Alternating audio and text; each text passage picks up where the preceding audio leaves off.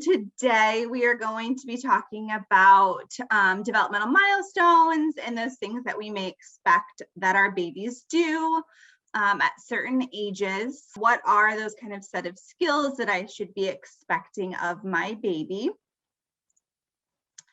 My name is Lauren. I am the Family Support Specialist with Childcare Answers. So in my role as Family Support Specialist, I help connect families to resources. I help families find childcare, and then I do a lot of one-on-one support with families, parenting workshops, and content development. And on YouTube, we have all of our recorded workshops on there as well. So if you're looking for anything around parenting, check that out. If there is a topic that you don't see, let us know. And we can either bring in the expert or create it if we are the in-house expert on that topic.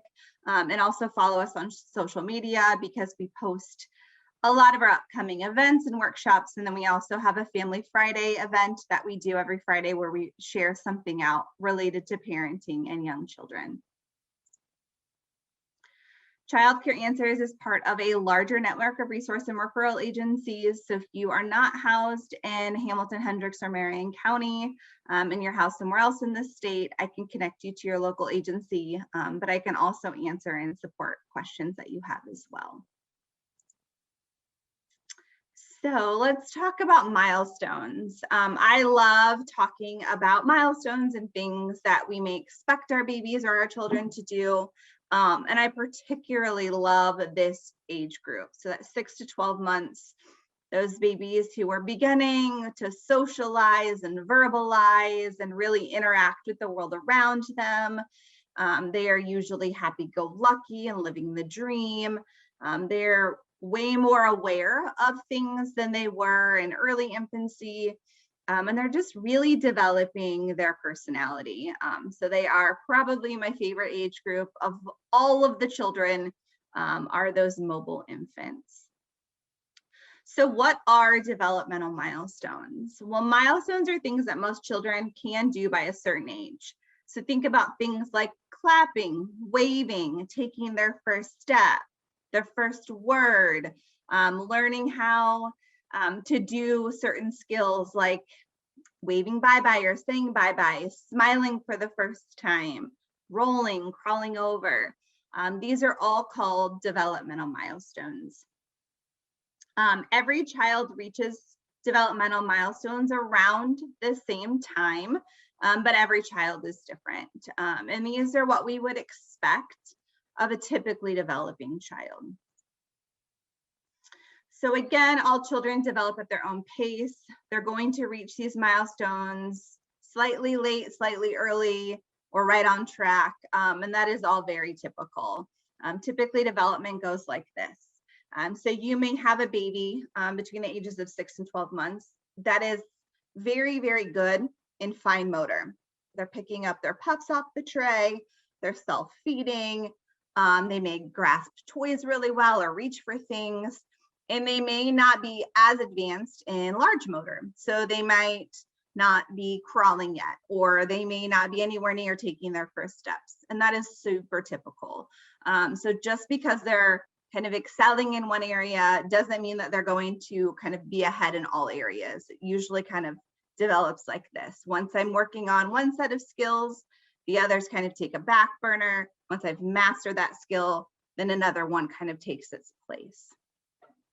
So as we're talking, I'll also share a couple kind of developmental red flags or things that like, hey, if your baby isn't doing this at this time, it may be something to look into. It may be something to talk to your pediatrician about. You may want to do extra X, Y, and Z, whatever it may be. But just those areas that you're like, hey, this may actually be a concern if we're not seeing these certain skills at a certain time. So the milestones that I'm going to share with you are the developmental milestones from the CDC. The CDC has a very awesome website related to milestones. They have checklists that you can download as PDFs. They have free booklets that you can order with all of the months that you would check as checklists in there.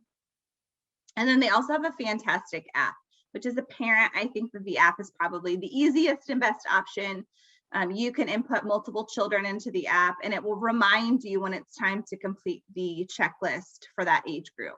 It'll say like, hey, your baby is 9 months old. Go ahead and complete the checklist. You just kind of click, is your baby doing this? Is your baby doing this? Yes or no? And then it lets you know skills that you can work on at home. It will let you know if there are any areas of concern, and it also helps to identify areas of growth and areas of strength. And it really lets you know where is your baby now and where is your baby headed. So ways that you can encourage their development as they continue to grow and advance. So the CDC milestones range from 4-month milestones all the way to 5 years. Because infants and young toddlers develop so quickly, their milestone checklists are kind of happening more frequently. So for infants, they have 2, 4, 6, 9 months and 12-month checklists, which is a lot, right? But a 2-month-old is very different than a 9-month-old. And then you have the 18-month milestones, and then it begins to happen yearly. So 2 years, 3 years, 4 years, 5 years.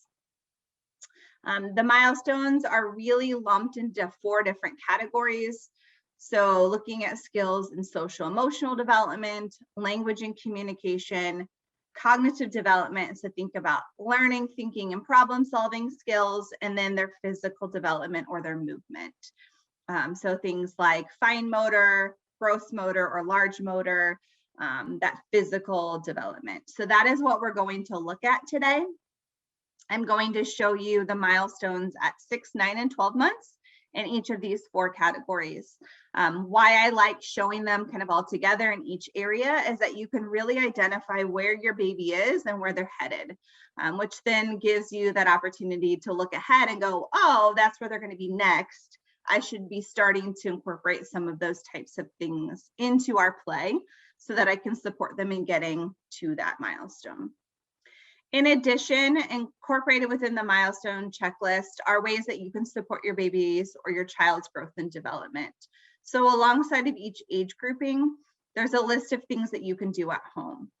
They're easy things to do. They don't require a lot of materials. They require things that you already have or just you, which I think is helpful. And as you're looking at the milestones, these are things that we would expect at the end of that age. So as a 6-month-old is nearing a 7-month-old, as your 9-month-old is nearing 10 months, as your 1-year-old is nearing 13 months. So at the end of that age, so that kind of helps wrap your head around like expectations. My baby just turned 6 months and they're not doing any of these things. Give them some grace. They're probably going to be doing those things in the next couple of weeks. So let's jump into the milestones, and we'll start with social emotional development. Social emotional development is really the foundation for all other areas of development and really that foundation for school and life success. So when you think about, helping your child and preparing them for school or life, social emotional development is really where we want to focus the most energy. Your child may go off to school not knowing their colors, their shapes, their letters, their ABCs, and that's okay. They'll learn those things in school. And with a 9-month-old right now, that's the last place you're even probably thinking right now. But that is truly the foundation. But they may not go to school knowing how to play with others, how to handle their emotions, and understand and accept who they are in the world. And so these are the things that we really want to focus on in the first 5 years, which is why the social emotional milestones always come first in all of the checklists. So if you think about a baby at 6 months, we would expect them to know familiar faces, to recognize their parent when they walk in the room, usually by like bouncing or kicking their feet or smiling or reaching to be like, hey, you're my person, I know you, which is really awesome as a parent when you have been doing everything for this baby for 6 months, for you to kind of start to get some reassurance back that like what you're doing is good, and that they're like, yeah, you're my person and I like you a lot. They're also responding to other people's emotions, and they usually seem pretty happy-go-lucky. They like to play with others, especially their parent. They kind of go with the flow. And they really like to look at themselves in the mirror. At this stage, they have no idea that it is them in the mirror. They just think, oh, hey, there's another baby here. You're a baby, I'm a baby. Like, this is cool. Let's kiss the baby. Let's eat the baby. Let's talk to the baby.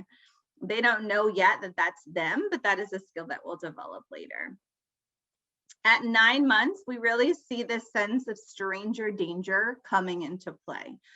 An increased awareness of you're my parent and you are not. So they may start becoming clingy to familiar adults, even around people that they are familiar with. So your baby may cling to you instead of going to grandma. And all of a sudden you're like, what is grandma? You've seen grandma. And that's just because they have that increased awareness of their parents or those familiar adults, and then people that may not be as familiar or don't live with them. And that is totally typical. So that is a skill we should be expecting around 9 months, is them having some sort of kind of stranger danger. And they also begin to have favorites. So you know their favorite toy, their favorite passy, their favorite book. You understand and know like what their favorites are. You're getting to kind of know their personality.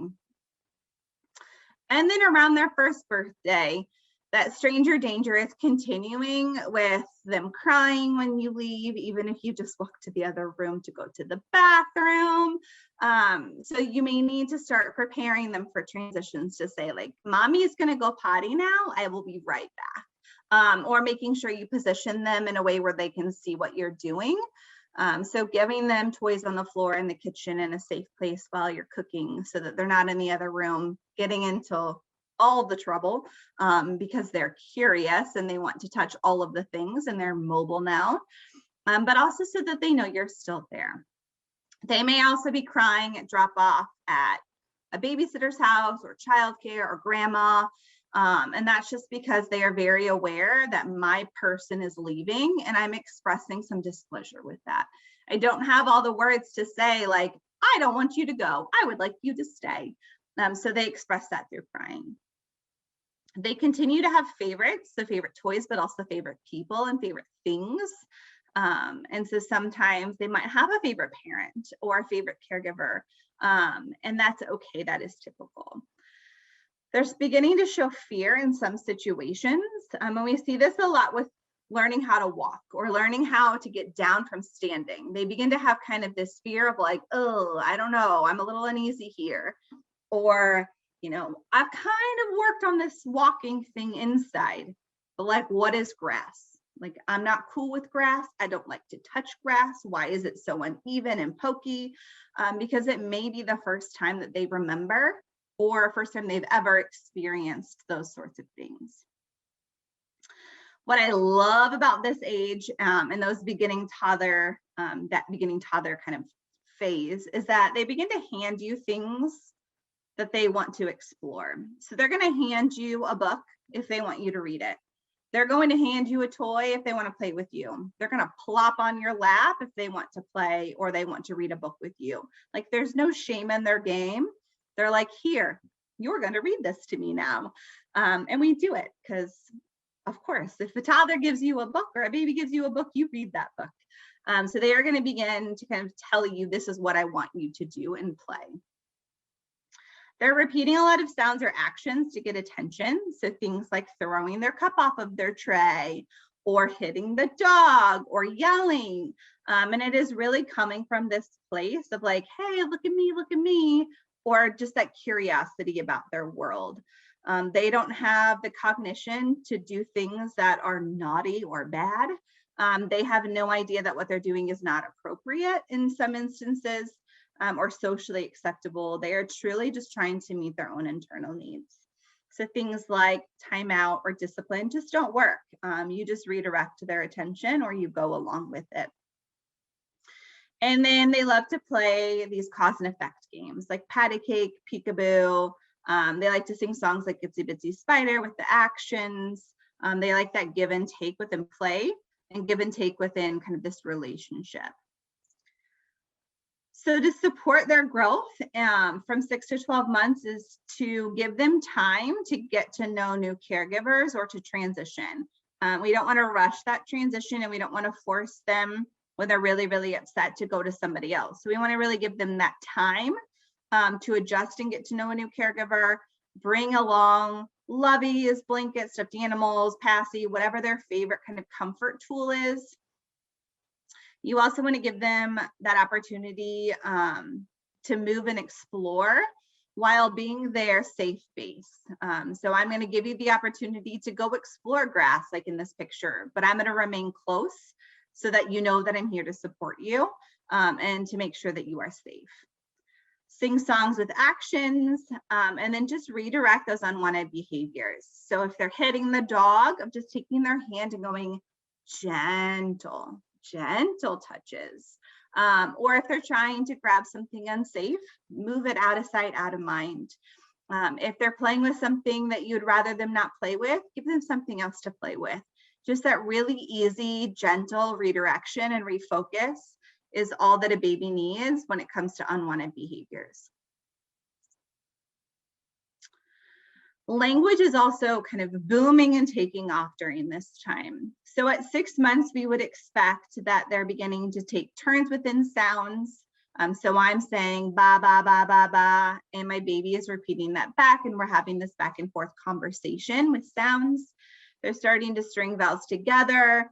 They respond to their name, so they look in the direction of their name being called. And they're beginning to show sounds of joy and displeasure. So a lot of squeals, a lot of screams. They will tell you if they're happy. They will tell you if they don't like what you just did. They like to complain, is what I call the sounds of displeasure. You tell me all about it. I know you don't like whatever it is. I know you don't like getting your hair washed in the bathtub. You tell me all about it. Because that is their way of kind of explaining things to you, is through these different sounds. Around 9 months, they're beginning to understand what no means. And no, we want to make sure is a word that isn't thrown out a lot and really only used during safety situations, so that it has power and meaning and it conveys attention. When I hear no, I stop and I think, and it's not just a word that then I begin to question, is my name no? Like, is that my name? Because I hear it all the time. So in most situations, tell them what you want them to do instead of saying no. So instead of don't hit the dog or no, of gentle touches, gentle. And he's saying no when they're like about to bite you, or when they're going to go touch or grab something unsafe. They're making lots and lots and lots of different sounds. They're beginning to copy sounds and gestures of others. So doing things like sign language can be helpful, especially during mealtime, of teaching them the signs for more and all done, so that they can tell you, like, I want more of that. Give me that, give me that. Or like, I'm done, like, stop, so that that can help transition the toss of the plate or the cup off of the tray to signal I'm done, to them being able to, around 12 months, using the sign to say, like, I'm done, instead of this is saying I'm done. And then they are using their finger to point at things. So they are letting you know what they see, and they are going to point at things that are interesting to them. So when they do that, talk about what they're pointing at. Oh, you see the birdie. I see the bird too. The bird is flying. The birdie says, cheep, cheep, cheep, cheep, cheep. I hear that sound too. So that you're helping them connect what they see and what they're curious about with words and an explanation. And then our 1-year-olds, they're beginning to respond to spoken requests like, where are your shoes? And they'll look, they'll be like, I don't know, where are my shoes? Go find them. Can you find your shoes? And they will respond to that. They will go kind of on this hunt. Toddlers love to clean up.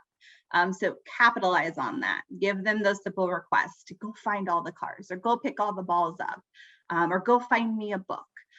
Giving them that opportunity to do things for themselves and learn a sense of independence. They are really utilizing simple signs and gestures to communicate through pointing signs. They're beginning to have a couple of those first words. And they're trying to say everything that you say. So this is about the time where we need to kind of tighten it up and stop saying things in front of our babes that we don't want them to repeat, because that'll probably be the first word that they say, or all of the things that we don't want them to say. So to support their language development, it's describing what your baby is looking at, describing what your baby is doing, describing what you are doing. Like, I'm drying the dishes. I'm using the towel to get the water off the dishes. Or you have a red ball. That ball is round. While also describing their emotions. You're mad. You're mad that your cup fell on the floor and you can't reach it. I see that you're mad because you're yelling. Let me get that cup. I will help you. And then copy their sounds and copy their words and expand on that. So if they are pointing and they are babbling away, expand on that and say, I see that you're pointing at X, Y, and Z. Is that what you're trying to tell me? Or when they begin to have some of those first words and they say, like, mama, you see me, I'm your mama. Or, yep, there's mama, she's coming in. And label their feelings and emotions so that while they're developing their vocabulary, they're also developing their emotional vocabulary at the same time. As we look at cognitive development, really focused on problem-solving skills, learning, thinking, kind of how they solve problems and how they learn about the world. At 6 months, they're starting to look around at things, take in their environment. They're bringing toys to their mouth and sucking on them or chewing on them. They're curious and they're going to try to reach for things. So this is when we need to start kind of moving things out of their way when we're sitting at the table, because they're going to grab things that you never thought that they could reach. We need to start looking at locking things up or putting things away that they can't get to, because they are naturally curious. They're going to try to get things if they are curious about it. And they're passing toys from one hand to another. So they might take their passy, move it to the other hand, suck on it, move it to the other hand. So they're just developing more of an ability to manipulate things with their bodies. At 9 months, we see another big leap in cognitive development, where now they're looking at things, but they know where things go. So I might at 6 months just kind of be taking in the world around me, but at 9 months, I'm going to watch things and where they go. So when I throw my cup on the floor, I'm going to look on the floor and be like, oh, I went down there, like, oh. I'm going to watch as it happens. I'm going to look for things that are hidden. So no more putting your phone behind your back, out of sight, out of mind, because now they're like, I know it's back there and I'm going to crawl around and get it. So you can play fun games by hiding things and seeing if they can find it. And they're beginning to really just move things easier. They're still putting everything in their mouth. That's not going away for like 2 or 3 more years. That's typical. But they have kind of more dexterity, which is why starting the introduction of solids where they can self-feed happens around 9 months, because they have the ability to start manipulating things with their finger and their index finger and thumb, and start picking things up and starting to practice using utensils. And then as they're nearing their first birthday or right after their first birthday, we would expect a baby to really figure out how things work. So when you give them something, they're going to shake it, they're going to bang it, they're going to throw it, and they're going to put it in their mouth to figure out, like, what is this? What can I do with this? They find things that are hidden very, very easily, which is why stranger danger comes into play, or they get upset that parents are leaving, because they know when they're gone that they are still around. They still exist. They're looking at pictures in a book when you have labeled it. So where's the ball? They'll look at it or they'll point to it into a book. They're putting things in and out of containers. So like sorting different things, sorting boxes, bags, buckets, which is why they love to clean up, is because it's really putting things in and out of things. They like to fill and dump. And they, again, are following those simple directions. So to support their development, it's really providing a lot of cause and effect toys, like balls, shape sorters, crayons, coloring materials, pots and pans. anything that doesn't have a right or a wrong way of playing with it, that are very open-ended in a way that they can just explore. Hide things, have your child find them, stack things and have them knock it over, provide items for them to fill and dump, and then sing lots of songs with lots of actions and have your child repeat those actions back to you. And then the last set of milestones are physical milestones. A lot happens in 6 months. So at 6 months, we are noticing that babies are beginning to roll in both directions, which may happen a little bit later, closer to 7.5 months for some babies, which is super typical. They're beginning to sit without support. When they're standing and you're holding on to them, they're bouncing.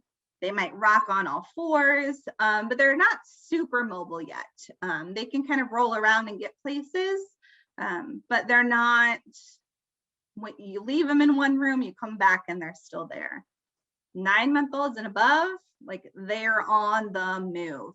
So they're cruising, they're holding onto things, they're pulling up, they're crawling. They are very much more in control of where they're going, and they're fast. They can get places very quickly. And then our 1-year-olds, they're, again, just more mobile. They can sit without support. They can move from crawling into sitting. They're pulling up to stand and cruising around furniture again. They may be walking on their own, maybe taking some steps while holding on. And they may stand alone and then be able to get back down from that. So walking is one of those milestones that there is this huge range of ability. So we might see a 9-month-old walking, and we may not see a baby walking until they are 15-month-old. And those are both typical. So walking is not a milestone that they have to have at 12 months. It happens kind of over this time between 9 and 15 months. So to support your baby in physical development, it's really just giving them the space to move and allowing them that opportunity to use their bodies by giving them a lot of time on the floor, going outside, giving them things to push or to ride on, tunnels to climb through. Again, just time to move. We've pounded out all of those milestones, but I'm sure that there have been milestones that you heard that you're like, I didn't know that was a milestone, or I didn't know that that's what my baby's going to be doing next, or something like that. So I would love to hear in the chat box, maybe one new thing you learned about your baby's development, or maybe a skill that you're looking forward to your baby having. So working on crawling is one of the skills that you mentioned, that connection of stranger danger, and then finding hidden objects. Yeah, that kind of object permanence and how those connect to each other. And it does make sense once it's laid out, right? But two things that you probably wouldn't have connected unless it was kind of laid out in that way. And crawling, yep. We're all excited for our babies to move until they're moving, and then we're like, now you go places. Where are you? Where did you get to? But crawling is so fun for them to see this sense of like wonder and awe when like I have been able to put my body where I wanted to go and I didn't have to rely on anyone else, which is pretty awesome. And again, feel free to reach out to me if you want connected to more milestones or more of those resources. Just email me at laureng@childcareanswers.com. And I look forward to seeing you guys on another webinar. Take care.